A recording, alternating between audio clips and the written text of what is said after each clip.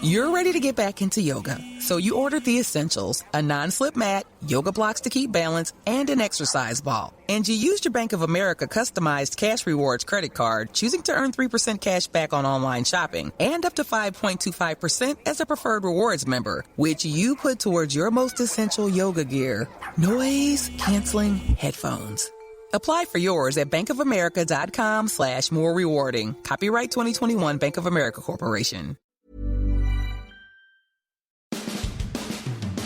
All right, it feels like it's been about 3.5 weeks since the Bucs played a game against the Dallas Cowboys, but it hasn't been that long, and yet they're going to play on Sunday. Game 2, Atlanta Falcons come to town, 4 p.m. game at Raymond James Stadium, and somehow this feels like an absolute mismatch, I can't say it, and I somehow think it's going to be a close game. Something about it tells me that the Falcons are going to come in here after not scoring a touchdown, I think, last week and losing to the Philadelphia Eagles at home. They're going to come in here and give the Bucs everything they can handle and then some. Well, you wonder, it's a divisional game. So while there's a new coaching staff there and such, these teams know each other. The personnel know each other. Mm-hmm. The Bucs have a little long. I mean, it's hard to believe a week ago, as we're taping this Thursday night, it was a week ago the Bucs were playing right now. Incredible. It feels like it's been longer than that. It really does. It's amazing. It does. So, the layoff for the Bucs now, they're back at practice. Atlanta's got to be ticked. They didn't even score a touchdown. Right. You feel, you think they're going to come in motivated. It's their shot to get the Super Bowl champs. Dallas had a shot to beat them. We're ahead late. Now, I think that game, if the Bucs don't turn it over 4 times, it's not even that close. But right. Yeah. But, kudos to the Bucs for turning it over 4 times and still winning the game. That doesn't happen very often. And a -3, turnover differential. They only forced 1 themselves, so it wasn't like the other team had 3 or 4, and it was even up. It definitely feels like a mismatch. I find it hard to figure out how Atlanta's going to keep it close, but it's the NFL. And, right. Most games aren't blowouts in the NFL. Yeah, and I've always thought week 1 is a liar. Sometimes it's not, but I can remember, and I always harken back to Brady again when 2003. I'm sitting in Philadelphia because the Bucs are going up there to to open the season. Even as a Super Bowl champion, they had to go open the season at Philly. They closed the vet, opened the link, and I'm watching Sunday games, and the Patriots go to Buffalo, and it wasn't a particularly great Buffalo team. It was an okay Buffalo team. Wouldn't have been great, right, when they had Jim Kelly. So it was after that. So started the 2003 regular season. They got beat 31-0. Nothing. Like, it was a complete. I was stunned. I was like, oh my God, the Patriots are going to stink this year. They went on to win the Super Bowl. They had a great year, and that's the extreme. Okay, I understand that. It's just, and I'm not picking the Falcons to make the playoffs. I'm not saying that I'll be surprised if this is, I think the spread is like 8.5, something like that. But I just know that, when you play each other 2 times a year, and, the biggest problem they're going to have is that they're just new, right? They get a new scheme, new coaches, some new players, and that's just something that they'll have to deal with. They'll be better at the end of the year than they are now. But when you're on the grass with guys that you see twice a year, like there's no sort of, you're not in awe, and I'm not saying the Cowboys were, but the familiarity is such that you're not just watching these guys on film. You felt them on the grass. You've gone up against these guys, and so the fear factor is gone. They were not that long ago, and we're going to write about this on Sunday in the Tampa Bay Times and on TampaBay.com. The Bucs came off the bye week, and everybody talks about how after the bye week. Well, after the bye week, they played Minnesota and didn't play a great game. If you remember, the Vikings missed a bunch of field goals that day. They wound up winning the game, and it was relatively close. Minnesota, not a very good team. Then they go to Atlanta, and they're down 17-0 at halftime. They can't, cover anybody. Matt Ryan's bombing away. They can't get a first down. And we were all thinking at halftime, like, this season's imploding right now, right here. They're running out of games. And that's when Jason Pierre-Paul, I guess, kind of went nuclear in the locker room the leader that he is, and said, this has to stop. Like we're going to do anything. We have to go out here and just dominate the second half. Brady spoke, I think, a little bit, and that's when Brady came back. And I think he threw 5 touchdown passes in the second half. And remember, Devin White got off. He had 3 sacks in the second half, and they wound up winning going away. And from then on, the coaches say, we were in attack mode offensively. That's when we decided, hey, let's just go after people. We can do this. I think it helped that Antonio Brown had been there a while at that point, so he became more of a player that day and going forward. But, my point being that Atlanta has always had talent.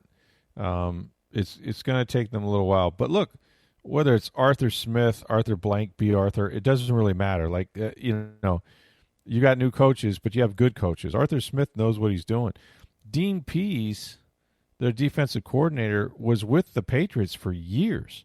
I mean, talk about a guy that faced Brady, every day in practice. He was their linebackers coach. I think at one point he might have been their coordinator. He's, like 72 years old. He's been around forever. So they'll have some wrinkles.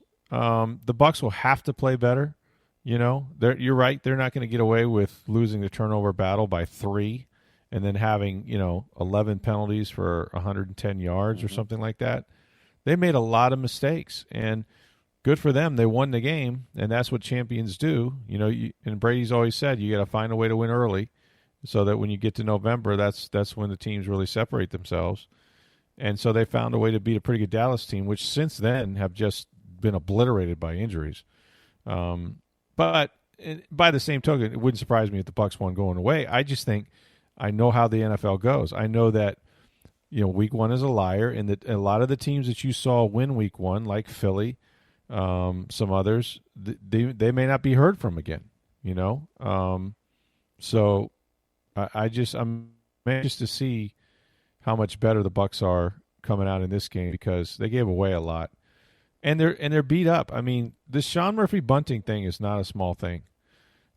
Losing a starting corner is tough, and especially a guy that played in the slot. So that you need 2 players to replace him. Jamel Dean's going to have to play big outside, and then when teams go 3 wide, I think Ross Cockrell's going to get the first bite of the apple inside. And he had a great camp. Had that one day he had 3 interceptions, and he's looked really good. But they got options. I mean, they could always move, since they're going to get Jordan Whitehead back, which is huge. They could always move Antoine Winfield down there if they needed to, or Mike Edwards. And we know that, Bowles has been pretty exotic already. But it's just, you're seeing it around the league. There's guys getting hurt every day. It's a long season. It's 17 weeks. So, the 2021 season has begun, and I think 2020 has been put away, and they're going to have to earn their way just like they did a year ago. Well, I can tell you that the Bucs are favored by 12.5 points. It's the second biggest 12.5. Yeah, it's the second biggest spread this week. The Browns over the Texans is 13. Wow. So wow. Vegas and the betting money is saying the Bucs are going to win big. And look, I think they are. I think Atlanta's going to try to do what Dallas did and attack Tampa Bay on the outside. But I don't think they have the weapons to do it like Dallas did. Not quite. They got Gage, and it's going to be interesting to see. They really didn't utilize the tight end, the kid from Florida, Kyle all that Pitts. well. Yeah, Kyle. And he's an unbelievably tough matchup. I mean, if you end up one-on-one with him, good luck. So, they're going to definitely test their tackling. And we talked to Todd Bowles on Thursday, and he said, look, nothing that happened in that game was a big surprise to us. We had some communication issues because basically we tackled like it was a preseason game. He goes, we just, our technique was bad. Our angles were bad.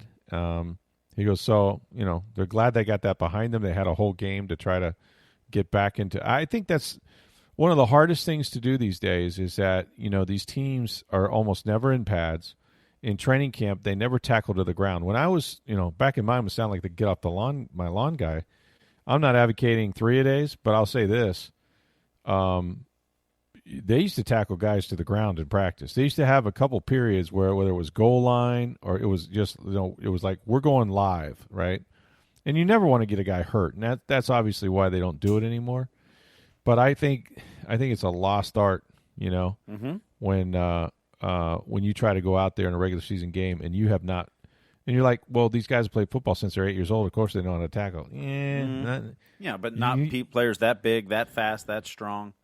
And right. when you don't do it enough, I mean, you don't do it in the off season. I mean, it's kind of like, I'm not, going into Publix and tackling somebody. You know what I'm saying? Like anything I do, I haven't put anybody on the ground since last February 7th. So, of course you're not going to be as good at it when you come back, and you usually see that, and you see a lot of special teams breaks down. You usually get your big returns in the first couple of weeks because all these guys that are playing special teams are what? Rookies, right? Yep. They're absolute rookies. So I think you see offensive a lot of line play returns. suffers too.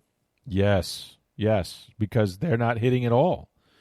They can't even have the pads on, and then when they do, they don't want to beat the crap out of the guy in front of them that's on their team. So, an offensive line more than almost any other position is about cohesion of 5 guys, right?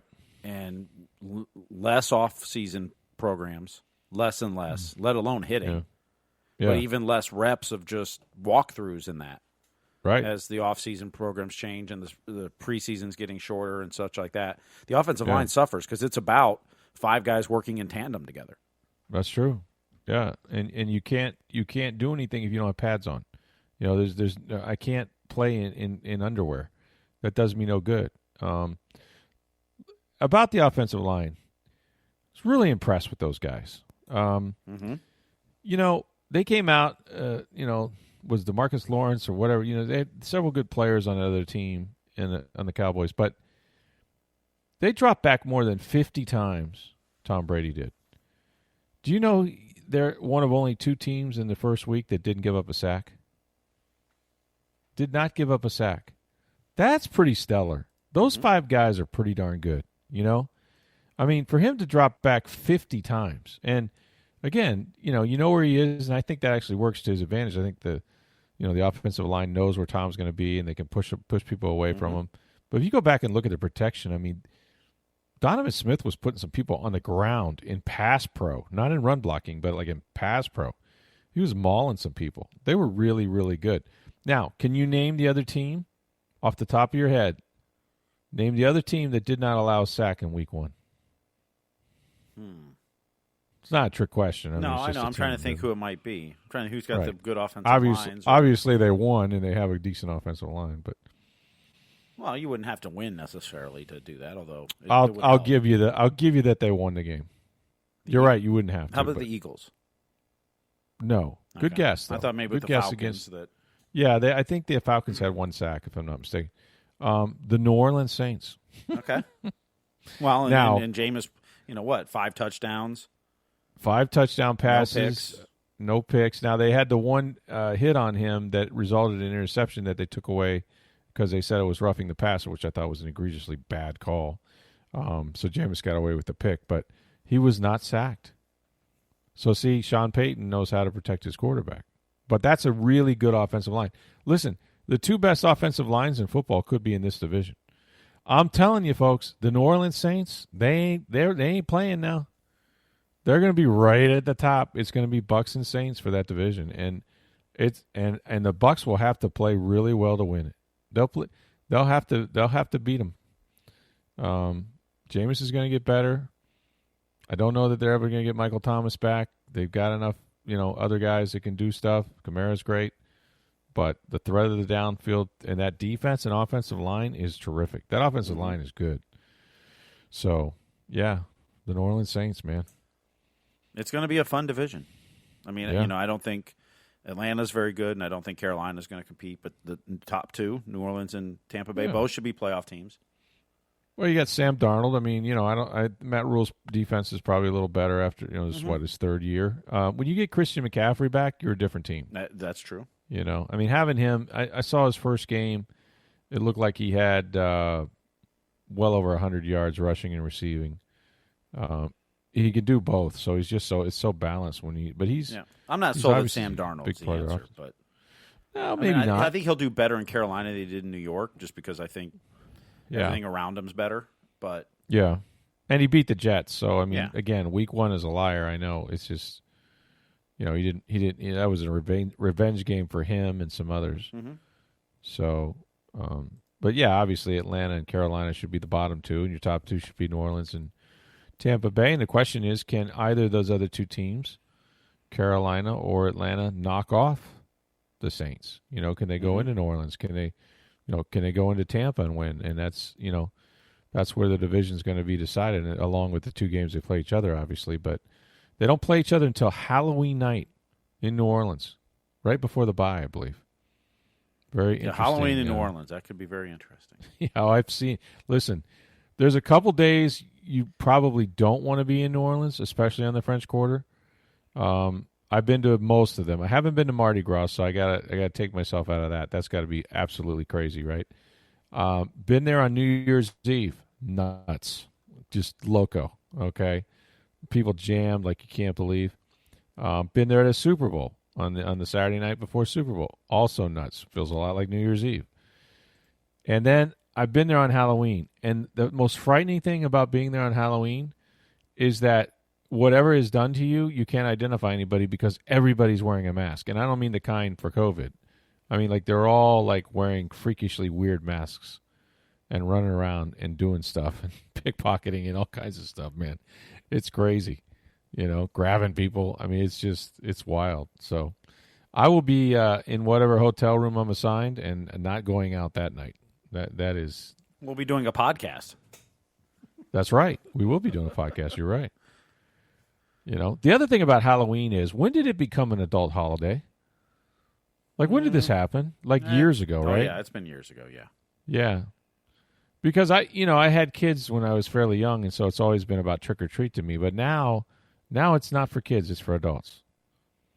And the weirdest thing would be, like, when you would go on the road, as we would often do over all these years, and, Halloween might be on Sunday, right? Or it might be on Monday, I don't know. But you'd be on the road for Halloween weekend, okay? So on Saturday night, the night before the game, we might go out and have dinner, maybe find a drink or two somewhere. And you go into a place, and, like, you're the only one in the place who doesn't have on a costume.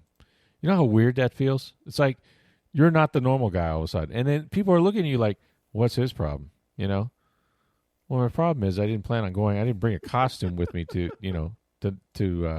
another city so I could go out on Halloween night. Like, but seriously, I've been in places where I wanted to I would have bought somebody's, like, Navy cap, you know what I mean? Or so just give me anything, to pretend like I'm dressed up for Halloween.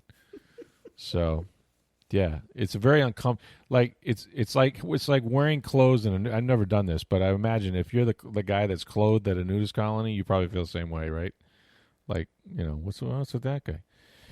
Anyway, so we got that. We haven't talked about. Well, the Rays won tonight, so their magic number the Rays, falls to 8 to win the division, 7 to make the playoffs. This thing's over, by the way, right? I mean, they've won. They got 15 games to go. Your magic number's 8 to win the division. No one could. It would take a cataclysmic collapse, right? I mean, you couldn't. You just have to go 8-7 the rest of the way, and the other teams chasing you can go 15-0, and you're in the playoffs.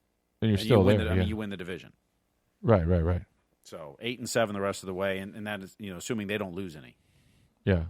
And that includes, well, you got 3 teams chasing you. They're basically tied or within a game: New York, Boston, and Toronto. Yeah. Toronto is who you don't want to play, and they're going to make the playoffs, I think. Well, they're the hottest team right now for sure. Would you want to play Toronto with that lineup? And pitching, like Robbie Ray and those guys? I mean, they got Well, I mean, here's what, and I'll lean on Neil Solondz a little bit. Okay. Robbie Ray has absolutely shoved it up the Rays' butts all year. Yeah, he has. And a lot of people. He's probably going to again Monday night when they play at the Trop. Yep. Because he'll pitch again Monday. Yep. Their bullpen is very susceptible, and the Rays have shown that. Yep.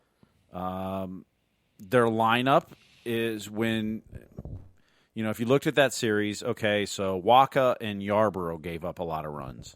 The rest of the bullpen and the pitching staff did fantastic in that Toronto series.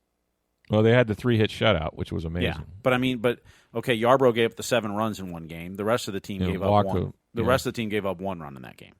Yarborough in the playoffs is probably not on your roster. That's true.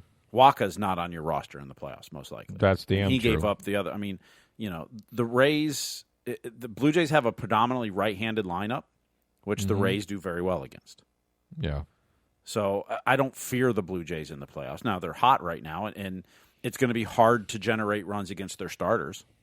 Yeah. Barrios and They have good Robbie pitching, Ray. yeah. I mean, their starting pitching's good. Their bullpen is not. Yeah. The one thing about the Red Sox, Yankees, and Blue Jays, which at this point is going to be one of the wild card teams. I mean, Oakland and Seattle are still in it, but they're a couple games back.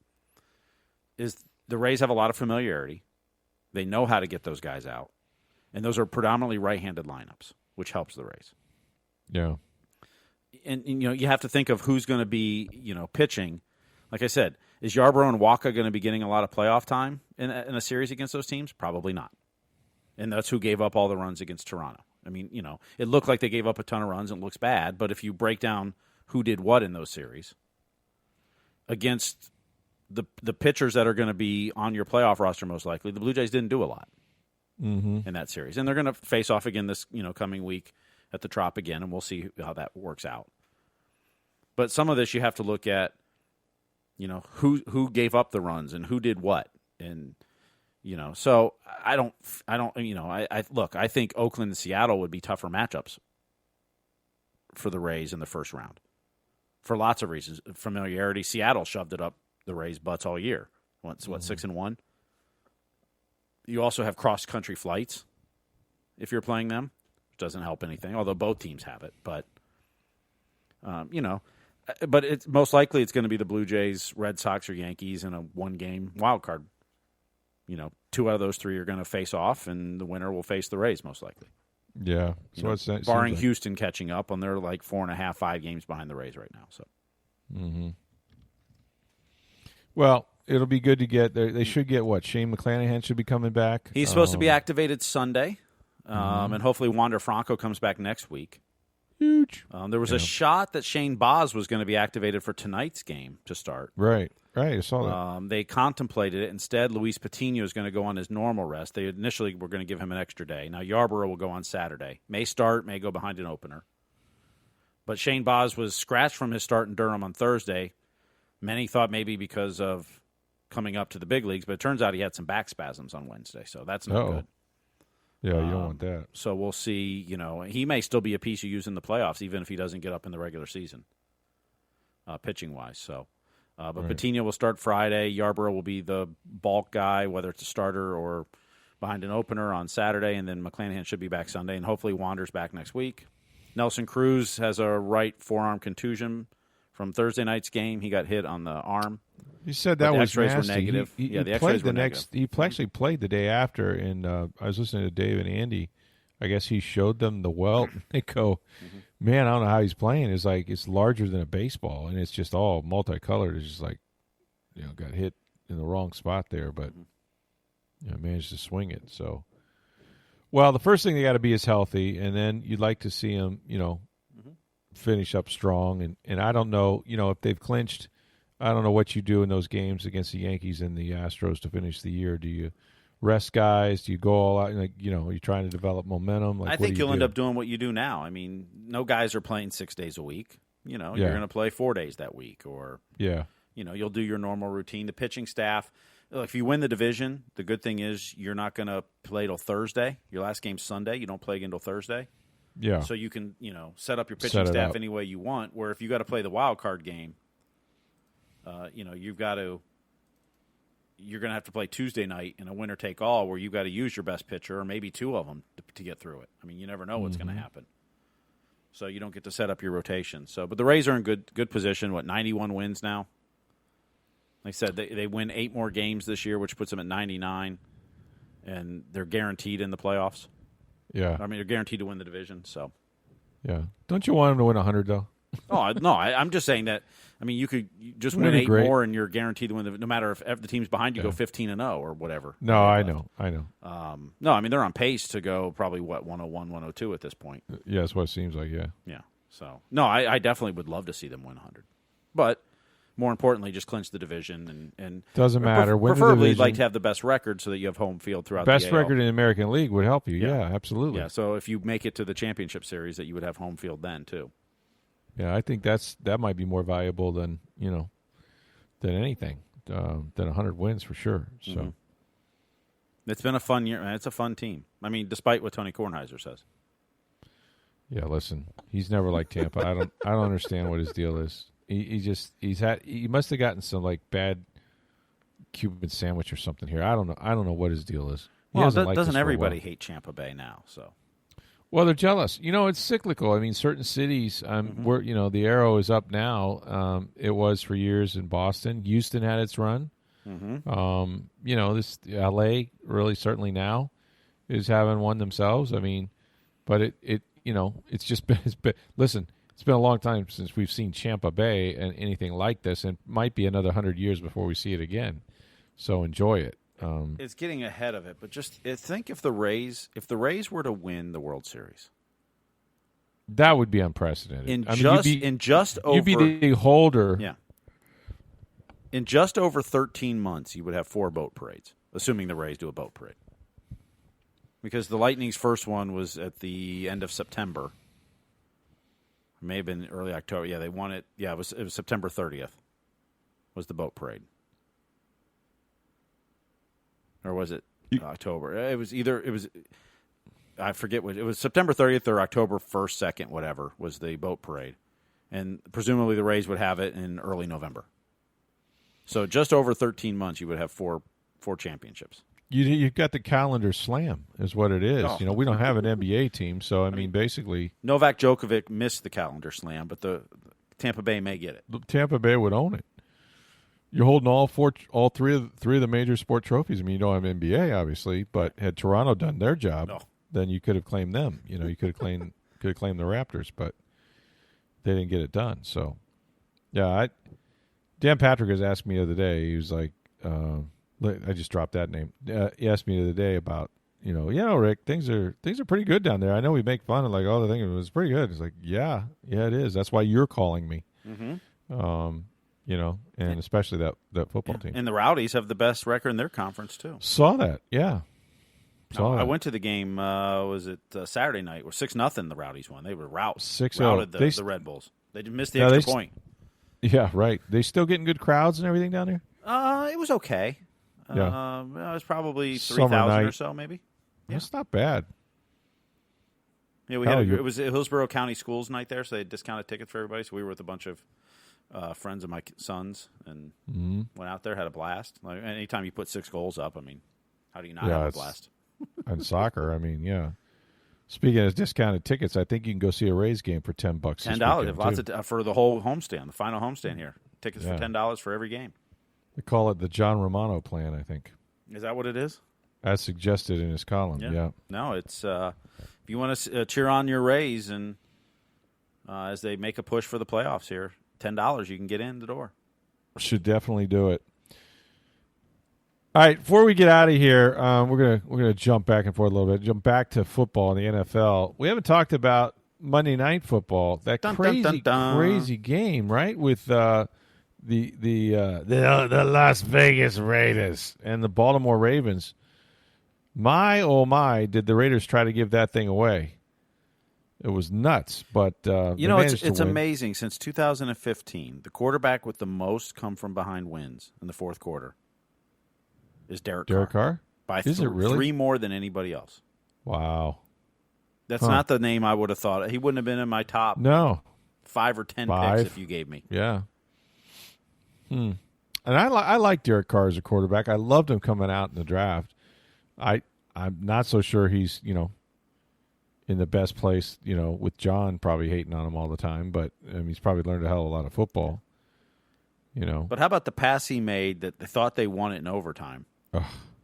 And it gets picked off because the receiver bounces right off his hands up in the air. I mean, Derek's looking at it like, what am I supposed to do? Nothing. And that, that brought the whole thing after the game. How about this? How about when they're in field goal range to game, but they can't find their field goal kicker? Well, because they went for it. Because he's over there warming up on the net. Yeah, they decided to go for it on second down, so the field goal kicker's, practicing. He's like, I ain't coming in for a couple downs yet. Right. And they went on second, and they didn't have the kicker. No. And they didn't have a timeout, which put them back 5 yards. So then they sent lost the 5 offense yards back and then out. had to call a play and end up winning it that way. Yeah. So it was insane. It was just the way John Gruden drew it up. Yeah, he did. He was melting down over there. Those are some great faces. He was funny after the game, though. He was in prime Gruden-esque, as you will. Gruden is tortured anyway, but to see him go through that, like to have a game, win it, had it at one, then basically throw it away, and then have to go win it again. He was like, I'll tell you what, man, I feel like I won that game twice. You know what I mean? I feel like a cat with 9 lives. I'm 2-0, man. But yeah, he was. He also lost his mind a little bit. So who's the tight end of the Raiders again? Waller.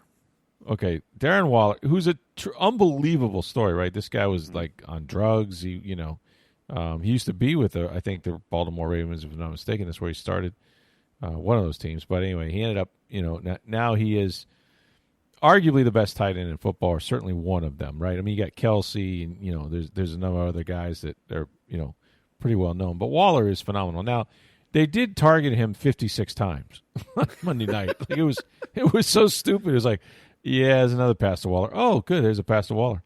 I mean, it was insane, right? And so inevitably he had some yards on his 24 targets or whatever it was.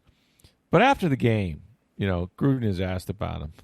He's just, I mean, John, this was John as an announcer, right? Like any time there was a player that he was calling a game about, he says, I tell you what, he might be the best 3rd down and 6 guy I've ever seen. Like he'd come up with these weird stats, right? Like, might be the best goal line runner. Not good on 3rd and 5, but 3rd and 6? Right, yeah, exactly. He would just like categorize guys. Like, if I have to get a yard, man, that's the guy I want. So after the game, he goes, Darren Waller's probably the best player I've ever coached. Like, wait, what? And then without much trouble, we started, let's go in the Wayback Machine. Not that far back, okay? John coached the Raiders. And he had players like Jerry Rice. How about Tim Brown? Okay. Then he goes to the Bucks, and I don't know, Warren Sapp, Derek Brooks, John Lynch, soon-to-be Hall of Famer, I think, Ronde Barber. I mean, are you kidding me? Darren Waller's the best player you ever coached? Come on, man. That's a come on, man, right there. They should do that on Monday Night Football. Come on, man. Come on, man. But, like, I don't know the Sapp guy you're talking about. I don't know this Brooks guy. I don't know what you mean. Darren Waller. That's the guy. That's the hill you're going to die on, the Waller Hill. Okay, John.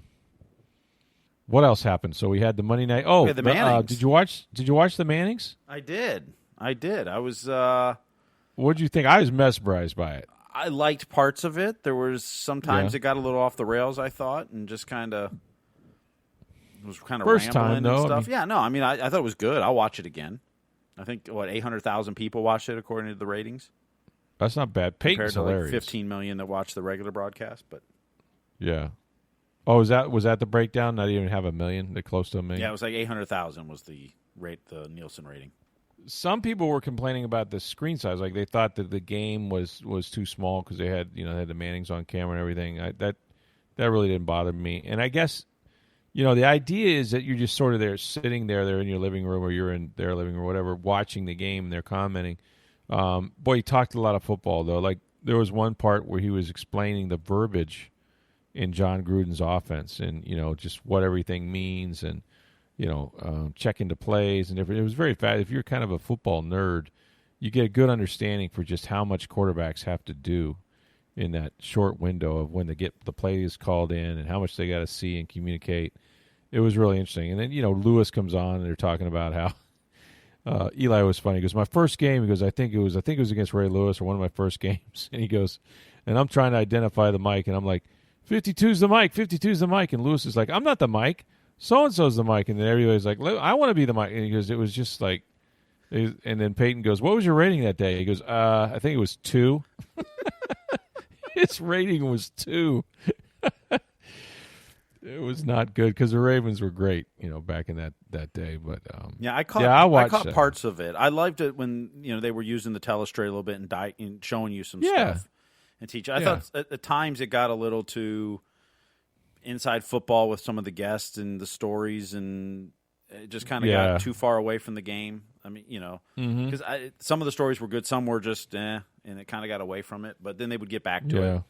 I saw part of Russell Wilson had some good takes in there. Ray Lewis was on there.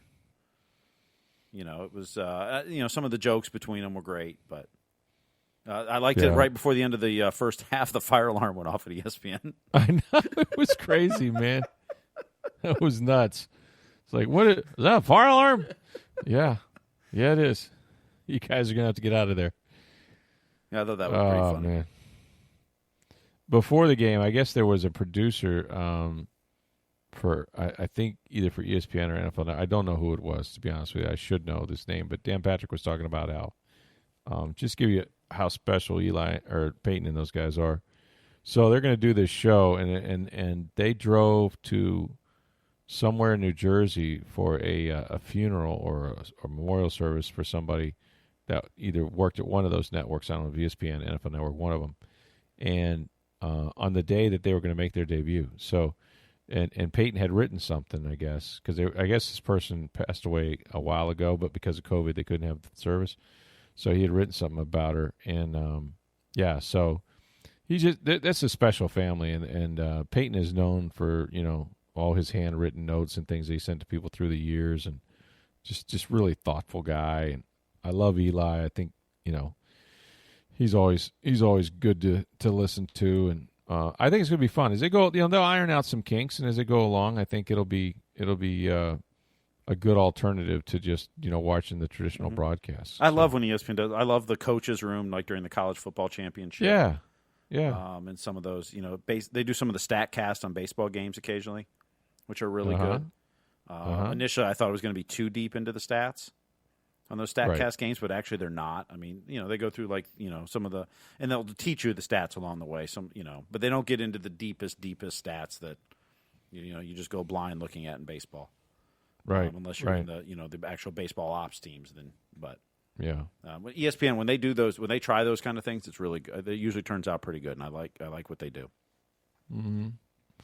Well, I'll definitely be watching. So, anyway, it's been a great week. We got, of course, a big week of college football. The Gators are going to be hosting Alabama at the Swamp. That's going to be a good one. Be curious to see if they can keep that competitive, which quarterbacks play for Florida. Florida State, I guess they got Wake Forest this weekend. Mm-hmm. Yep. They need to bounce back in a big way. They need to beat somebody. USF hosts FAMU. Yeah, that might be a win. Yeah. Auburn travels to a Big Ten team for the first time, I think, since 1931. Penn State, they head up to Happy Valley. I don't know if they're any good or not. I haven't watched Auburn in a minute, so I couldn't really tell you. So I'm surprised. My alma mater. I'm a little surprised Indiana. at game days. Oh, you guys are Cincinnati? Cincinnati's at Indiana. So. Okay. Any word on whether Fickle is going to go to USC, or are they still? I mean, so the athletic director at USC was the athletic director at Cincinnati who hired Fickle. Right. Well, great connection there, yeah. Yes. I don't think he goes. The way it was summed up to me by someone who knows the Cincinnati program well says, I'm yet to meet anyone who's worked for Mike Bond that likes working for Mike Bond. Oh, really? Wow. So take that for what it's worth. Yeah. I don't know if Luke liked it or not, but that was what someone close to the program has told me. Yeah. About him. So he's not exactly the best guy to work for, apparently. Wow. Well, that's disappointing. But it's still USC, so yeah. And the football coach has a little more control than most other people that work for the athletic director. So right. I mean, Urban said no way, except wasn't looking at the camera and wasn't really that emphatic about it. It's just really hard. I mean, that you would miss out on too much as an NFL coach by the time the season's over. I don't know how anybody from the NFL, unless they were just going to, kind of mess up their NFL team. Bobby Petrino. Yeah, Petrino-like, or if Eric Bieniemy said, you know what, I'm going to go take this job, and Andy can call the plays. I mean, I guess that could happen, but I don't see it. I mean, it's more likely like a Bob Stoops would go there, right? Somebody that's not working at the time. Mm-hmm. But who knows? I mean, it's not the job it once was, but there's a ton of kids right there. If you can keep them in L.A., man, there's like 12 quarterbacks that go around the country every year and end up starting for somebody. So, well, we mentioned Penn State. James Franklin name gets thrown out all the time. And there's supposedly mutual interest. Like, what's a better job, do you think, at this point, USC or Penn State? USC. Yeah, why? And here, because you don't have Ohio State in your division. Okay, so you think you can win? It's easier to win the Pac-12 and you can go to national championship. Absolutely. I mean, there's three teams in college football that are practically unbeatable at this point. Alabama, Clemson, Ohio State. Right, and Penn State's in the Big Ten East. That's the second hardest division in football. Right. You know, you've got Michigan and Michigan State in that division as well as Ohio State. Yeah, that's tough. Yeah. I mean, you know, that's Alabama, Auburn, LSU in the SEC West. I mean, you know, that's the second toughest division in football. You know, you can beat Ohio State, but you're not going to beat them consistently at this point. Mm-hmm. You can own the Pac-12. I mean, I think USC is a better job. I don't know if I'd leave for it. I mean, there's a lot of factors that go into it, but I mean, you know, USC, you can own that conference. Penn State hasn't won a national title in a while, but I mean, Pete Carroll was the last USC coach I think that had a lot of success. That was 20 years ago. Mm-hmm. You know, I mean, it's been a minute, and I was listening to Sean Salisbury was on there saying that like you can't sell USC to kids anymore. Like they don't know what student body right is. You know, Salisbury was saying, he goes, they can tell you what every combination of Oregon's uniforms are, but they have no clue what you're talking about. If you want to talk a tradition about the USC, you know, it's how can I get to the pros? Are we on television? You know, let's go. You know, like, you know, can we win a national championship? That sort of thing. So I don't know what kind of coach is going to come in and attract those guys, but, you know, your job is going to be to keep players at home, and they're going to need a dynamic coach to do that. So, you know, we'll see. It was fun. I'm looking for a tweet from a couple days ago. The funny thing about James Franklin is every one of these coaching searches, he's always one of the candidates. Yeah, and, you know, leverage, baby. He did a great job at Vanderbilt. He's done a good job at Penn State. But if you look at just the pure numbers, they compared two different coaches. It was a tweet that had, you know, these two coaches. Say which one it is, yeah. And it was, you know, winning percentage was about the same. One had a few more games than the other coach. Number of championships was essentially the same. Yeah. Number of first-round draft picks the same. Number of da-da-da. Yeah. In between two coaches, it was like, you know, which one would you take? And one was James Franklin, and the other was Jim Harbaugh. And their numbers are almost identical. Is that right? But it's amazing how they're viewed differently at this point. They are, yeah.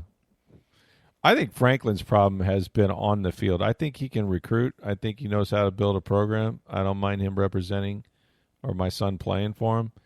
But I've seen him make god-awful decisions on game day. Like, you know, fourth down, who to run, who not to run. Like, just things that have cost him probably some championships. But that's just my opinion of him. I got nothing against the guy. If he, you know, I think it's leverage. I think all these guys are looking for the next challenge, you know. Some just want to keep moving on. But he went from Vanderbilt to Penn State. If USC's a better job, I guess that's a step in the right direction. So I don't know. It's going to be hard to get a pro coach. I know that because, you know, once you go down that road, you're not coaching your team anymore. You might as well leave where you're at. Well, but they don't have to make a decision on that for a while. I mean, it would still be before the end of the season, obviously, but. Yeah, but recruiting, I mean, you're still playing when they're recruiting, even if they named him like in December and stuff. Like, you still got games to play usually, and you know that now you're divided. Your loyalties are divided. We kind of saw. I mean, it was funny because Lane Kiffin got the job at Tennessee, you know, in John Gruden's last year, and then but Monty started recruiting and was going to go on the staff, and you know, Gruden was furious. You know, suddenly the game plans weren't very good. And at one point, he named Raheem Morris the next year's defensive coordinator, just thinking that, well, maybe guys will listen to him since he's going to be the guy next year. But then next year, Raheem was actually the head coach because John got fired. Didn't see that one coming. Still my favorite story where he calls his agent, Bob Lamont. Lamont has every other coach, right? He's like, there's a couple agents, Jimmy Sexton, Lamont. They pretty much split up all the coaches in the NFL and in college, pretty much. So it was a busy time, and John called him. He goes, "Hey, Bob, I just got fired, man." And Lamont was like, "John, don't mess with me, man. I'm busy." And he hung up on him. Seriously, thought he was just screwing when he hung up. And he called him back, and he goes, "Hey, man, it's John. I'm not kidding, man. I got fired." It's like, wait a minute, what? You what? You had to call him back. John, quit messing with me. He hung up. He didn't say messing, but you get the idea. Yeah, well, so, yeah. But that's hilarious. I hadn't heard that story before. It's great. It's just great. And Lamont told me that story. I love that. Yeah. Well, hey, I had that same reaction when I turned on my TV in Pittsburgh waiting for the championship game the next day that I never covered. And, Schefter was on NFL Network, man.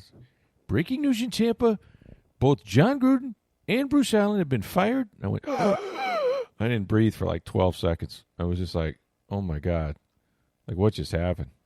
And then I was on the phone till 4 a.m., never went to bed, caught a 6 a.m. flight, got off the plane, and went straight on ESPN. They were asking me who the coach is. And I'm like, oh, I can tell you who it's not. But, yeah, Raheem Morris. That was crazy. Anyway, should be exciting weekend. Of course, we'll be all over the Bucs and the Atlanta Falcons. The Rays continuing, their progress to winning the AL East, or so it would appear, and we'll have all of that for you along with all the college football, everything that happens over the weekend on Sports Day Tampa Bay on Monday. So for Steve Burstick, I'm Rick Stroud of the Tampa Bay Times. Have a great weekend, everybody.